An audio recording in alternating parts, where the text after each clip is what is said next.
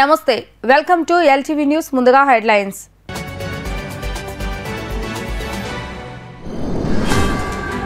300 cell towers ను ప్రారంభించిన CM YS Jaganmohan Reddy మారుమూల గిరిజన ప్రాంతాల్లో 4G సేవలు అందుబాటులోకి వచ్చాయని వ్యాఖ్య.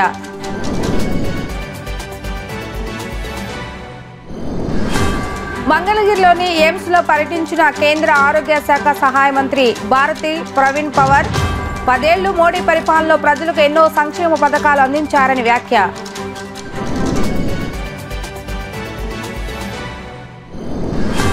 భారత్ సంకల్ప యాత్ర వాహనాన్ని ప్రారంభించిన MTMC commissioner Nirmal Kumar vote హక్కు పొందని వారు ఓటు నమోదు చేసుకోవాలని పిలుపు.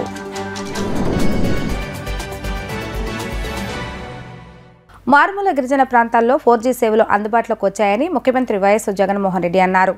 ఇవాళ ఏర్పాటు చేసిన టవర్ల ద్వారా 2 లక్షల మందికి ఉపయోగమని, మొత్తంగా కలిపి 2887 టవర్లను ఏర్పాటు చేస్తామని ఆయన అన్నారు. మారుమూల గిరిజన ప్రాంతంలో 300 సెల్ టవర్లను క్యాంపు కార్యాలయం నుంచి వర్చువల్ గా ముఖ్యమంత్రి వైఎస్ జగన్మోహన్ రెడ్డి ప్రారంభించారు. మారుమూల గిరిజన ప్రాంతాలకు సమర్థవంతమైన టెలికాం సేవలు అందించేందుకు ఎయిర్టెల్ ఆధ్వర్యంలో 136, జియో ఆధ్వర్యంలో 164 టవర్లు ఏర్పాటు చేశారు. అల్లూరి సీతారామరాజు జిల్లాలో 246, పార్వతీపురం మన్యం జిల్లాలో 44, ప్రకాశంలో 4, ఏలూరులో 3, శ్రీకాకుళంలో 2, కాకినాడలో 1 టవర్ను ఏర్పాటు చేశారు. ఈ సందర్భంగా సీఎం జగన్ మాట్లాడుతూ ఇవాళ 300 టవర్లు, జూన్లో 100 టవర్లు ఏర్పాటు చేశామని తెలిపారు. దాదాపు 400 కోట్లు ఖర్చు చేశామని, 400 టవర్లు ఏర్పాటు ద్వారా 2.42 లక్షల మందికి ఉపయోగకరమని తెలిపారు.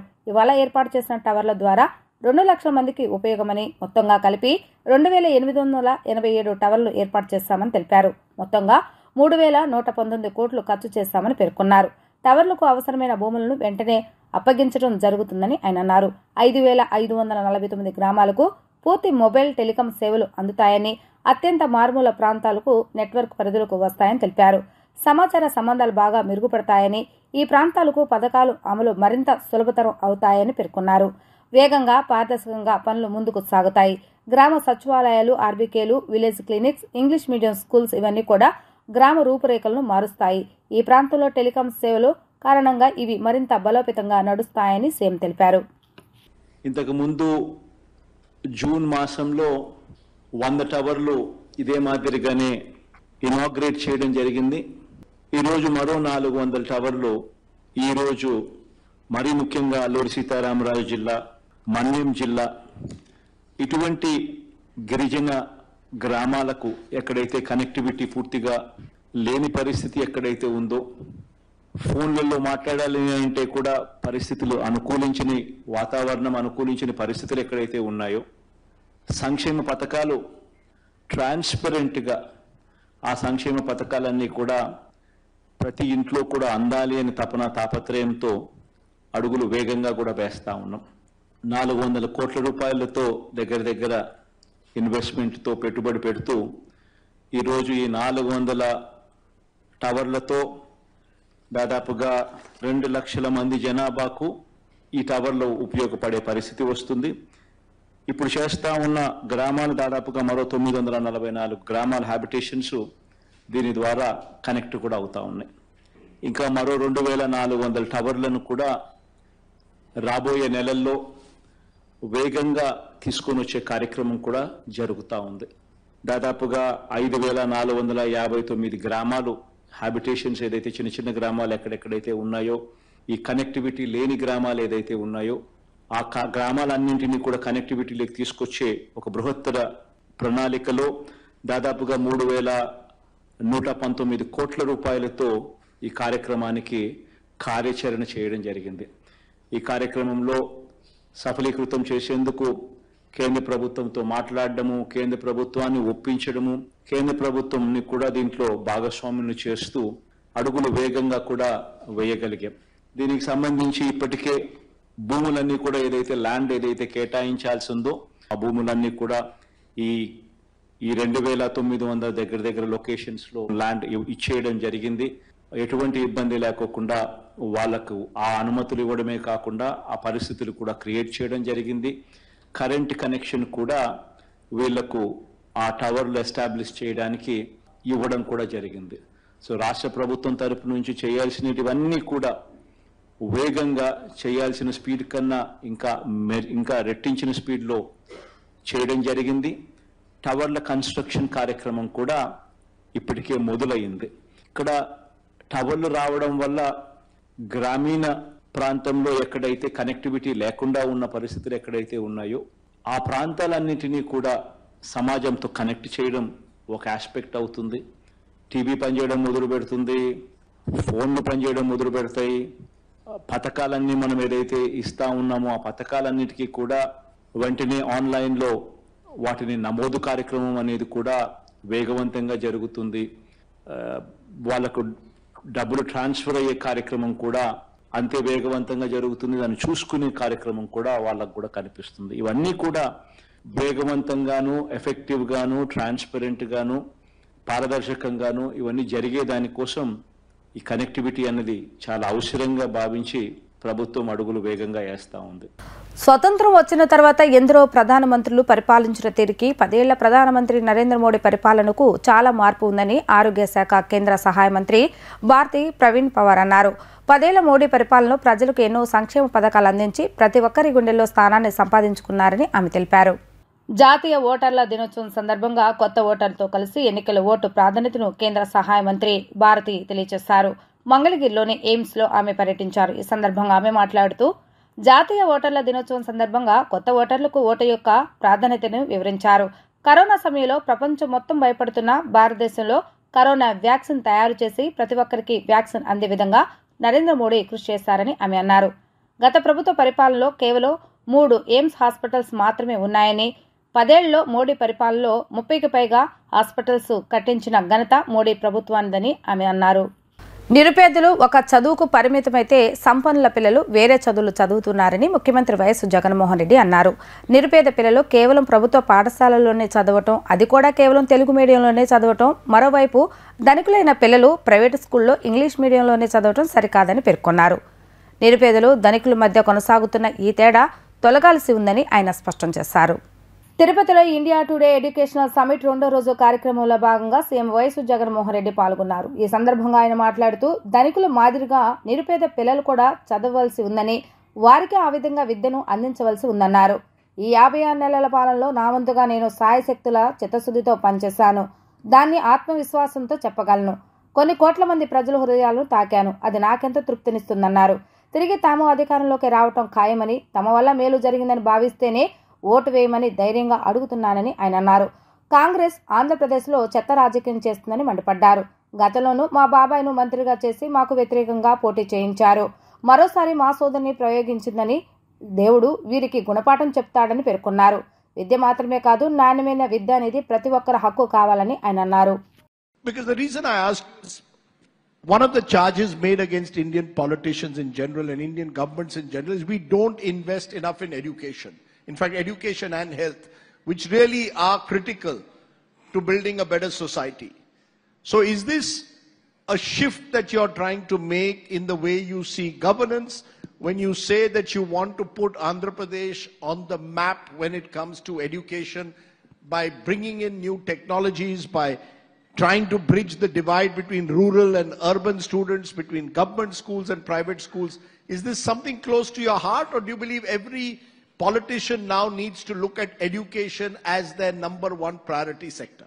We can, at some stage, think about removing poverty or eradicating poverty.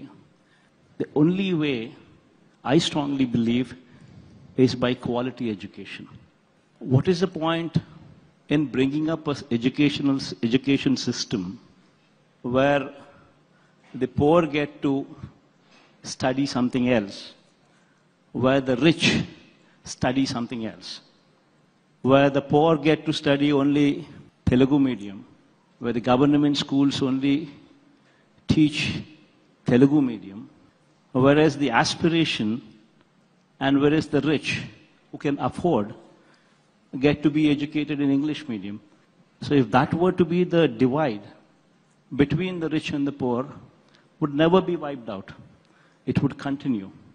Until and unless I would want to see my government children, the downtrodden children, get the same education as my own children would get, or probably any of the affluent class parents would provide for their children. The so-called people who criticize me on government schools being converted into English medium. I mean, one straight question what they should ask themselves, their children and their grandchildren, what are they studying? That's the first question what anybody should be asking themselves before they could question me on my initiative towards English medium schools. All our textbooks are bilingual. We've ensured that BYJU'S content is also integrated into our content. We've also ensured that the facilities in our government schools are totally upgraded. There's a Nadu Nedu program which speaks of only upgrading the infrastructure in school. Every classroom going forward from 6th and above, you have IFPs. So far as we speak, we've already fitted close to 40,000 IFPs. With IFPs, with BYJU'S content, all this put together, and a student, when he reaches the 8th grade, government student who is 8th class, gets a tab also in the 8th class with the preloaded BYJU'S content. The focus was just not only on schools alone, Rajdeep. Even the higher education also, a lot of focus was applied on. So much so that we changed the curriculum, made it more job-oriented. So you have internship, which is mandatory. You have online verticals, part of the curriculum. In fact, so much so that we're also we're inking a deal with edX. Politics is something else, Rajdeep. Usually nobody bothers about the children, nobody bothers about the students because they are not voters. That's unfortunately the problem with our political leaders. Until and unless those lives are touched, are changed, you would never come to a stage where poverty could be removed, where poverty could be eradicated. Only with quality education given to these children in probably 10 years' time, you would see this generation actually displayed to the world. You would actually be seeing such a kind of transformation. What this quality of education would provide, this pool of students would be far more superior when compared to anybody, even in the globe. I mean, they would be competing at the global level. In this particular case, in my case, I would definitely say one thing. What has been promised, what has been done, 99% of our manifesto has been implemented. Not only implemented, but taken to the people as well, shown that manifesto once again, and that manifesto is also ratified by people. That is the kind of credibility that is in place in this government. Every scheme is given to every deserving person without any discrimination or without any corruption. Everything is DBT. See, the fact is, there is a government which is delivered. People are happy with the government. That's what we strongly believe. That's what the surveys, what we have conducted, have also revealed. Congress has got this tradition of playing dirty as far as state politics are concerned, in our states more specifically. They have divided the state for their own political gains. Unjustly divided the state, more so. Divide and rule. Be it the state, be it our family. They had pitted my own uncle. They had made him a minister, and they had forced him to contest against me when I had broken away from Congress party, when I had resigned from the Congress party in those days, and contested on our own party. The Congress always does this. They divide and rule. Unfortunately, now, once again, they've divided my family, brought in my sister to actually lead their party. But unfortunately, what they do not understand is ultimately there is a greater power than the Congress party or any of the parties here. There's a God there. And ultimately, God would ensure that these people are taught a lesson properly. These 56 months, I'd say, Rajdeep, have been those months where I can say to myself that I've done my bit. And no regrets. I've ensured that I've touched so many crores of people. Even if I were to step down today, I have absolutely no regrets. I'm more than happy. MTMC పరిధిలో 7 చోట్ల ప్రచారం చేసేందుకు తమ భారత ప్రధాని నరేంద్ర మోడీ ప్రవేశపెట్టిన పథకాలను ప్రజలకు వివరించేందుకు గాను భారత్ సంకల్పయాత్ర వాహనాన్ని మంగళగిరిలో ప్రారంభించామని ఎంటీఎంసీ కమిషనర్ నిర్మల్ కుమార్ తెలిపారు. ఈ వాహనం 3 రోజుల పాటు మంగళగిరి పరిధిలోని అన్ని గ్రామాలలో తిరుగుతుందని ఆయన పేర్కొన్నారు.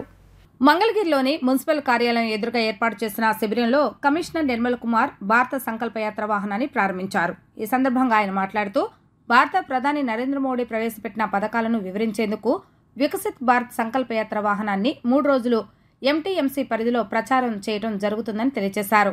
ఈ కార్యక్రమంలో భాగంగా 14వ జాతీయ ఓటర్ల దినోత్సవం సందర్భంగా మంగళగిరి నియోజకవర్గంలో 42 గ్రామాల్లో 2,86,411 కొత్త ఓట్లు నమోదు చేయడం జరిగిందని ఆయన తెలిపారు.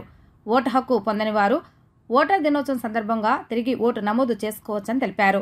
ప్రజాస్వామ్యంలో సాంప్రదాయ స్వేచ్ఛారహిత ఎన్నికల ప్రచారాన్ని భాషా ప్రయత్నం లేకుండా ప్రతి ఒక్కరూ తమ విధులు నిర్వహించాలని కమిషనర్ నిర్మల్ కుమార్ ప్రతిజ్ఞ చేయించారు. వికసిత్ భారత్ సంకల్ప యాత్రలో భాగంగా మన దగ్గరికి ప్రధానమంత్రి వర్యులు ప్రారంభించినటువంటి ఆ యాత్రలో భాగంగా ఒక క్యాంపెయిన్ వ్యాన్ అనేది మనకి రావడం జరిగింది. ఈ వ్యాన్ అన్నది మనకి ఇప్పటి నుంచి 25వ తారీఖు నుంచి ఇంకా 3 days అన్నది మన ఎంటీఎంసీ పరిధిలోనే ఈ వ్యాన్ అన్నది తిరగడం జరుగుతుంది.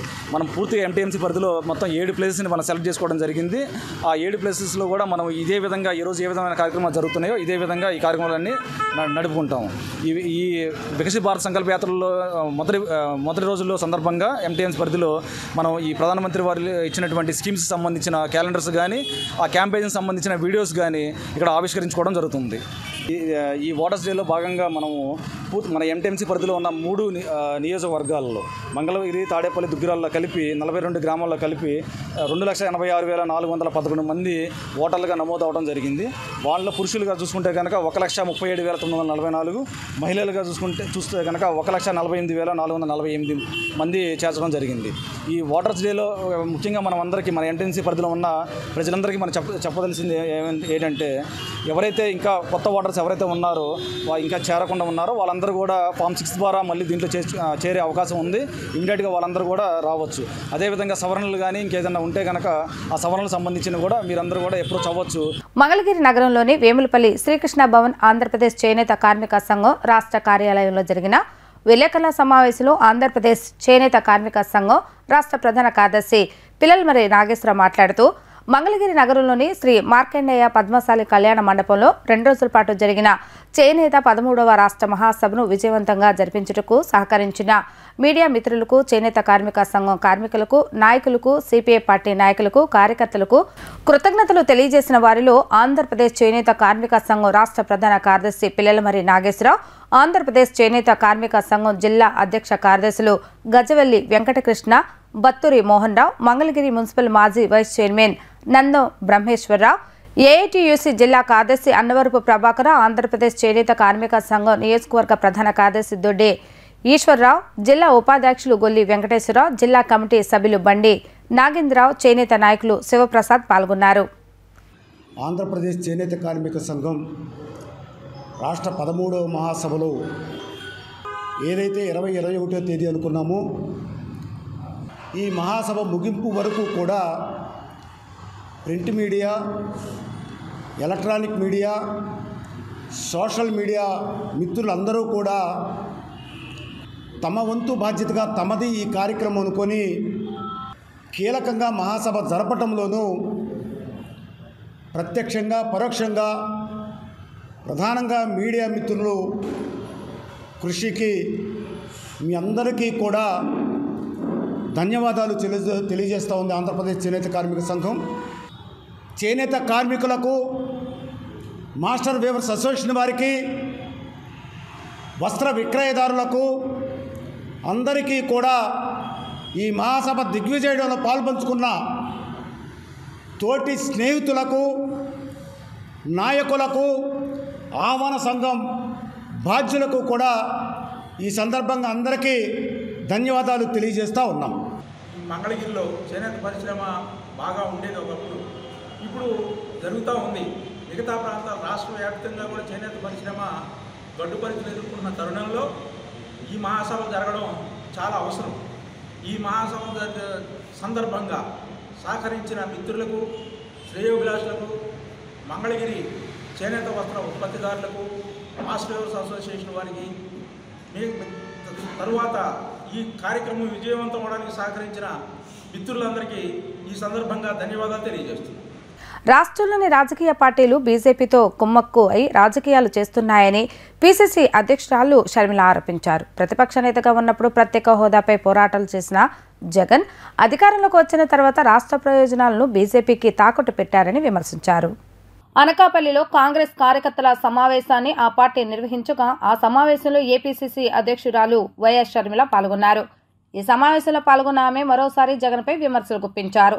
ప్రతిపక్షంలో ఉన్నప్పుడు జగన్ మాట్లాడిన మాటలు ఏమయ్యాయని ఆమె నిలదీశారు.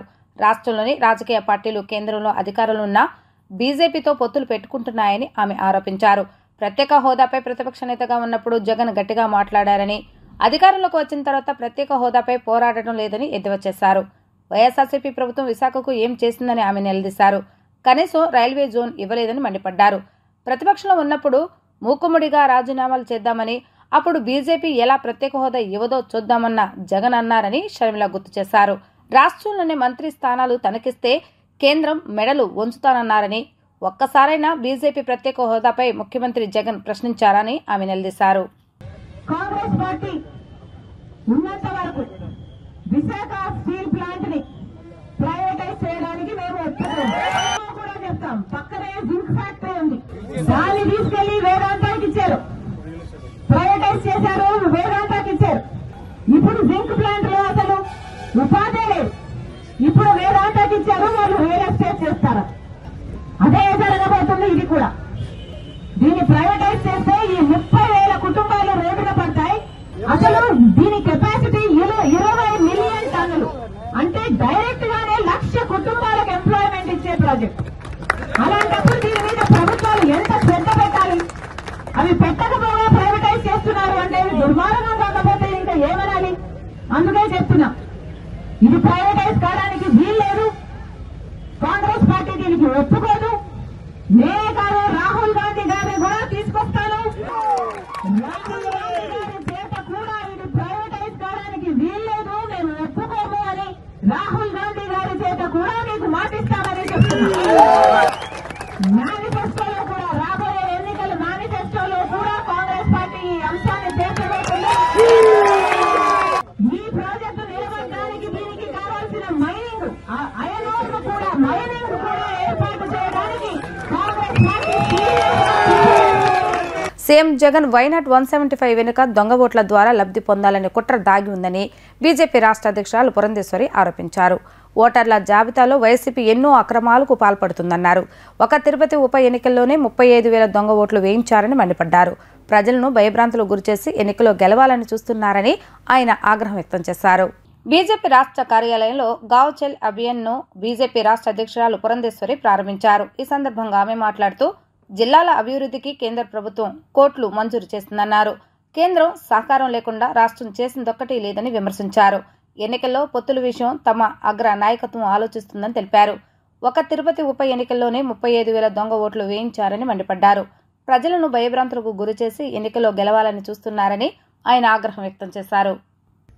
మనకి మండల ప్రవాస్ అనేటువంటి కార్యక్రమాన్ని మనం చేసుకున్నాం. 3 రోజుల పాటు ప్రతి నాయకుడు కూడా గ్రామాలకు వెళ్ళి, మండలాలకు వెళ్ళి, అక్కడ 2 రాత్రులు 3 నిద్రలు 3 పగళ్ళు నిద్ర చేస్తూ అక్కడ మన పార్టీని సంస్థాగతంగా, అంటే మనం ఏదైతే పునాది అని భావిస్తామో, మన బూతులు కావచ్చు, మన శక్తి కేంద్రాలు కావచ్చు, మన మండలాలు కావచ్చు, ఈ కమిటీలు నిర్మాణం అనేది సవ్యంగా జరిగాయా లేదా, ఒకవేళ అవి జరగకపోయినట్లయితే మనం అక్కడ ఉండి అక్కడ ఉన్నటువంటి కార్యకర్తలతో మాట్లాడి వాటి నిర్మాణం చేసుకుని రావాల్సినటువంటి బాధ్యత. ఇవన్నీ కూడా మనకి నాయకులకి అప్పచెప్తూ ప్రతి ఒక్కరూ కూడా మండల ప్రవాస్కి వెళ్ళినటువంటి నేపథ్యం. ఎన్నికలు అన్నవి రాష్ట్ర స్థాయిలోనూ జాతీయ స్థాయిలోనూ మనం పోరాడం. ఎన్నికలు అన్నవి కింద మండల స్థాయిలో అదేవిధంగా బూత్ స్థాయిలో మనం పోరాటం చేస్తాం. కాబట్టి ఈ రెండింటికి సంబంధించినటువంటి కమిటీస్ ఏవైతే ఉంటాయో వాటిని బలంగా పటిష్టంగా వేసుకోవాలి అని చెప్పి పదే మన అగ్రనాయకత్వం మనకిచ్చేటువంటి సూచన. కనుక దానికి అనుగుణంగానే భారతీయ జనతా పార్టీ నాయకత్వంలో ఉన్నటువంటి కేంద్ర ప్రభుత్వం ఏదైతే ఉందో ప్రతి జిల్లాలో కూడా వేలాది కోట్ల రూపాయల అభివృద్ధికి దోహదపడినటువంటి విషయం మనం సమర్థవంతంగా ప్రెస్లో మనం చెప్పగలిగాం. అంటే ఒక రకంగా చెప్పాలంటే ఏ అభివృద్ధి కార్యక్రమం తీసుకున్నా ఇవాళ కేంద్ర సహకారం లేనిదే ఇది సంపూర్ణంగా మేము చేసాము అని చెప్పే స్థాయిలో అయితే రాష్ట్ర ప్రభుత్వం ఇవాళ లేదు. వాళ్ళు చూసినట్లయితే మనం కంప్లైంట్ చేసాం, ఒక ఫిర్యాదు చేసాం మనం సెంట్రల్ ఎలక్షన్ కమిషన్కి. ఓటర్ ఐడెంటిటీ కార్డ్ ఏదైతే ఉంటుందో దాన్ని కూడా దొంగచాటుగా వాటిని డౌన్లోడ్ చేసి వాటిలో ఆ ఫోటోలు మార్చేసి తిరుపతిలో అయితే 35,000 దొంగ ఓట్లు వేయించుకున్నటువంటి పరిస్థితి. కనుకనే పదే వై నాట్ 175 అని ఏదైతే నినాదం వైఎస్ఆర్సీపీ తీసుకుందో దాన్ని ఈ రకంగా మనం దొంగ ఓట్లు వేయించుకోవచ్చు అన్న ధైర్యంతో వాళ్ళు ఆ నినాదం ఇచ్చారని చెప్పి మనం అందరం కూడా విశ్వసించవలసినటువంటి పరిస్థితి ఏర్పడింది. కానీ సెంట్రల్ ఎలక్షన్ కమిషనర్ గారికి ఎప్పుడైతే మనం ఫిర్యాదు చేశామో వెంటనే దాని మీద ఎంక్వైరీ చేయడం, ఒక ఐఏఎస్ ఆఫీసర్ని కూడా సస్పెండ్ చేయడం జరిగింది. అది భారతీయ జనతా పార్టీ విజయం. అది ఇప్పుడు కొంతమంది వైఎస్ఆర్సీపీ అభ్యర్థులు ఎవరైతే ఉన్నారో వారిని ఒక నియోజకవర్గం నుండి ఇంకో నియోజకవర్గానికి మార్చినటువంటి పరిస్థితి మన రాష్ట్రంలో చూస్తున్నాం. కానీ వారేం చేస్తున్నారు, వారికి చాలా దగ్గరైనటువంటి ఓటర్లు ఎవరైతే ఉన్నారో అది 10,000 మంది కావచ్చు, 15,000 మంది కావచ్చు, వాళ్ళ ఓటు కూడా వారు మార్చుకోవచ్చు అనేటువంటి నిబంధన ఏదైతే ఉందో దాన్ని వినియోగించుకుని వారికి అనుకూలమైనటువంటి వారిని అందరినీ కూడా పాత నియోజకవర్గం నుండి ఇవాళ కొత్త నియోజకవర్గంలో వారిని అందరినీ కూడా నమోదు చేసేటువంటి ప్రక్రియ ఇవాళ వారు చేస్తున్నారు. దీన్ని కూడా భారతీయ జనతా పార్టీ ఆక్షేపిస్తుంది. ఎందుకంటే ఎప్పుడైతే ఆ రకంగా చేస్తారో మరి మనందరికీ తెలుసు ఫలితాలు ఎలా వస్తాయని. కనుక మిమ్మల్ని అందరినీ కూడా ఇవాళ ఈ గావ్ చలో అభియాన్ అనేటువంటి కార్యక్రమానికి మిమ్మల్ని ఇన్ఛార్జీలుగా వేశారు అంటే మీరు సమర్థవంతంగా అంకిత భావంతో ఈ కార్యక్రమాన్ని సక్సెస్ చేయగలరు అనేటువంటి నమ్మకంతో మిమ్మల్ని అందరినీ కూడా ఇక్కడికి సమావేశపరచడం జరిగింది. ప్రముఖ సినీ నటుడు ఎస్వీబీసీ మాజీ చైర్మన్ పృథ్వీరాజ్, ప్రముఖ సినీ నృత్య దర్శకుడు షేక్ జానీ మాస్టర్లు బుధవారం జనసేన పార్టీలో చేరారు. మంగళగిరిలోని పార్టీ కేంద్ర కార్యాలయంలో జనసేన అధ్యక్షుడు పవన్ కళ్యాణ్ పృథ్వీరాజ్, జానీ మాస్టర్లను పార్టీ కండువలు వేసి ఆహ్వానించారు. ఎన్నికలు సమీపిస్తున్న తరుణంలో పార్టీ గెలుపు కోసం కృషి చేయాలని, పార్టీ విధానాలను సిద్ధాంతాలను ప్రజల్లోకి బలంగా తీసుకువెళ్లాలని ఈ సందర్భంగా ఇరువురికి పవన్ కళ్యాణ్ సూచించారు. ఎన్నికల ప్రచారంలో చురుగ్గా ముందుకు వెళ్లాలని, పార్టీ కార్యక్రమాల్లో ఉత్సాహంగా పాల్పంచుకోవాలని ఆయన అన్నారు. సామాన్య మానవుడికి ఏదైనా ఇబ్బంది వచ్చినా, ఏదైనా ప్రాబ్లమ్స్ వచ్చినా ఎక్కడికి పోవాలో తెలియనప్పుడు ఒకరు వచ్చారండి, ఆయన పవన్ కళ్యాణ్ గారు. సో ఆయన ఎప్పుడు మీతో ఉంటారు, మీ గురించి నిలబడతారు, మీ గురించి ఫైట్ చేస్తారు. ఆయన వెనకాల మేము ఉంటాం. ఐఎమ్ వెరీ హ్యాపీ ఇక్కడ రావటం, ఆయనతో కలవటం, ఈ పార్టీలు చేయటం చాలా హ్యాపీగా ఉంది. And thank you so much Kalyan అన్న. వార్తలు ముగించే ముందు హెడ్లైన్స్ మరొకసారి.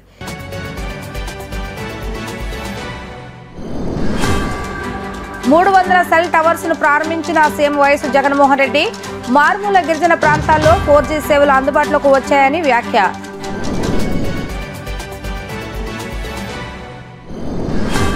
మంగళగిరిలోని ఎయిమ్స్లో పర్యటించిన కేంద్ర ఆరోగ్య శాఖ సహాయ మంత్రి భారతి ప్రవీణ్ పవర్. 10 ఏళ్లు మోడీ పరిపాలనలో ప్రజలకు ఎన్నో సంక్షేమ పథకాలు అందించారని వ్యాఖ్య.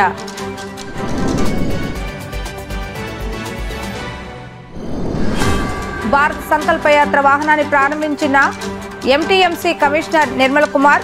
ఓటు హక్కు పొందని వారు ఓటు నమోదు చేసుకోవాలని పిలుపు.